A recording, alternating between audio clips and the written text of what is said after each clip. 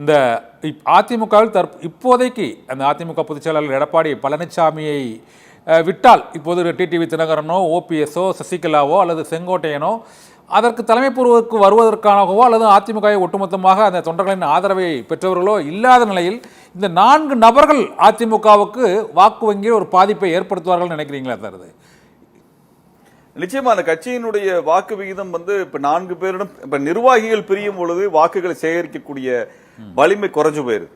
உங்களுக்கு பூத் கமிட்டியை உருவாக்குறதுல இருந்து மாவட்ட அளவில் நிர்வாகம் பண்ணுவதிலிருந்து இருந்து தொகுதியை நிர்வாகம் பண்றதுல இருந்து உங்களுடைய வலிமை குறைஞ்சு போகுது. அனுபவமா இருக்கக்கூடியவர்கள் எல்லாம் 3-4 கட்சிகளாக பிரிந்து போகும் பொழுது ஒரு கட்சியினுடைய வலிமை நிச்சயமாக குறைந்து போகிறது.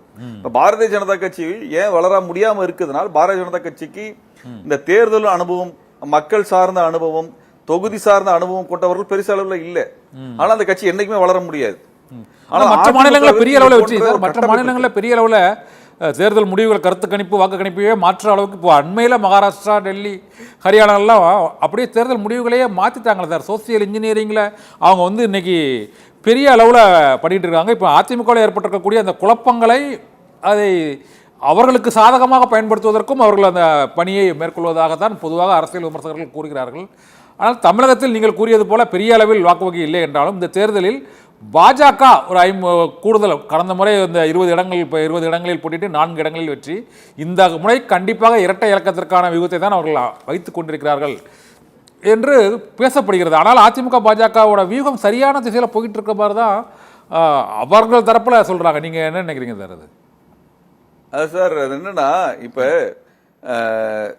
எஸ்பி கட்சியோ அல்லது அங்க இருக்கக்கூடிய ஜனதா தளமோ அல்லது சிவசேனை போன்ற கட்சிகள் எல்லாம் இங்க திமுக அதிமுக போன்ற ஒரு பூத் லெவல் வரைக்குமே கட்டமைப்பு வைத்திருக்கக்கூடிய ஒழுங்கமைக்கப்பட்ட கட்சியாக வளரல.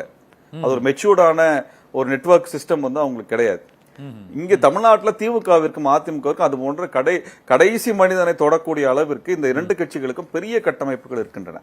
இந்த கட்டமைப்பு இங்க இருக்கிறதுனால தான் இன்னைக்கு வேணா பாருங்க, நீங்க மேற்கு வங்கம் எடுத்தாலும் சரி அல்லது பீகாரோ உத்தரப்பிரதேசமோ அல்லது மத்திய பிரதேசமோ அல்லது நீங்க மராத்தியமோ கர்நாடகமோ எதை எடுத்தாலுமே கூட பாரதிய ஜனதா கட்சிக்கு வந்த எதிர்கட்சியிலிருந்து பல பேர் பாரதிய ஜனதா கட்சி சேர்ந்து நம்ம பார்த்திருக்கிறோம்.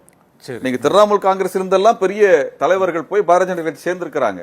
ஆனா தமிழ்நாட்டில் எப்பேற்பட்ட கட்சியில் இருந்தும் கூட பிஜேபிக்கு ஆட்கள் போய் பெரிய அளவுக்கு சேரவே இல்லை.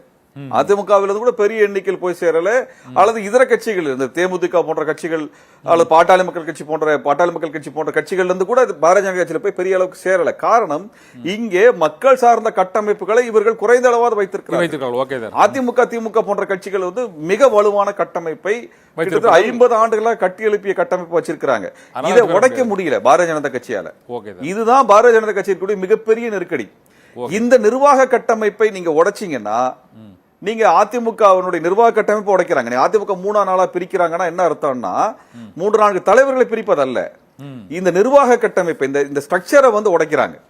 இப்ப தினகரன் அவரோடு சில நிர்வாகிகள், ஓபிஎஸ் ஓடு சில நிர்வாகிகள், சசிகலா அம்மையாரோடு சில நிர்வாகிகள், செங்கோட்டையனோட சில நிர்வாகிகள், எடப்பாடி அவரோடு சில நிர்வாகிகள் என்று நிர்வாகிகளை பிரிக்கும் பொழுது கீழே இருக்கக்கூடிய கட்டமைப்புகள் தனித்தனியா பிரியுது. இப்ப வாக்கு சேகரிக்கக்கூடிய தன்மை கீழே மக்கள்கிட்ட வாக்கு போடக்கூடிய ஒரு இடத்துல எந்த மாற்றமும் இல்லை. வாக்கு சேகரிக்கக்கூடிய ஒரு ஸ்ட்ரக்சர் உடையுது. அங்க வாக்காளர்களை உடைச்சாங்க. இங்க வாக்குகளை சேகரிக்கக்கூடிய ஸ்ட்ரக்சர் பெரிய அளவுக்கு பாரதிய ஜனதா கட்சியால் சிதைக்கப்படுகிறது. அதுதான் இன்னைக்கு அதிமுக எதிர்கொண்டு மிகப்பெரிய சிக்கல். தலைவர்கள் அல்ல, யார் தலைவருங்கிறது அல்ல பிரச்சனை. அந்த ஸ்ட்ரக்சர் சிதைக்கப்பட்டு கொண்டிருக்கிறது. அதை தடுப்பதற்கு இதுவரைக்கும் அதிமுகவின் தலைமை எந்த முயற்சியும் எடுக்கவில்லை. அதிமுகவிலிருந்து வெளியேறியவர்கள் கூட இதை பற்றி சிந்திக்க மறுக்கிறார்கள். அவங்க எதிர்காலத்தின் அடிப்படையிலாவது ஒரு கூட்டு சேரணும். நீங்க அந்த அதிமுக உடைச்ச பிஜேபியோட தினகரன் கூட்டு வைக்கிறாரு, சசிகலா மேல ஆதரவா இருக்கிறாங்க, ஓபிஎஸ் நிக்கிறாங்க, எடப்பாடி நிக்கிறாரு, செங்கோட்டை நிக்கிறாரு. ஆனா ஒன்னா இருந்து இவங்க யாரும் ஏன் ஒன்னா நிக்க மாட்டேங்கிறாங்க? கட்சியை காப்பாத்தணும்னு பிஜேபியோட பேசுறாங்களே ஒழிய தங்களுக்குள்ள பேச மாட்டேங்கிறாங்க. ஆக இப்படிப்பட்ட ஒரு எதிர்காலத்தை, மோசமான எதிர்காலம் அந்த கட்சி எதிர்கொண்டு இருக்கிறது.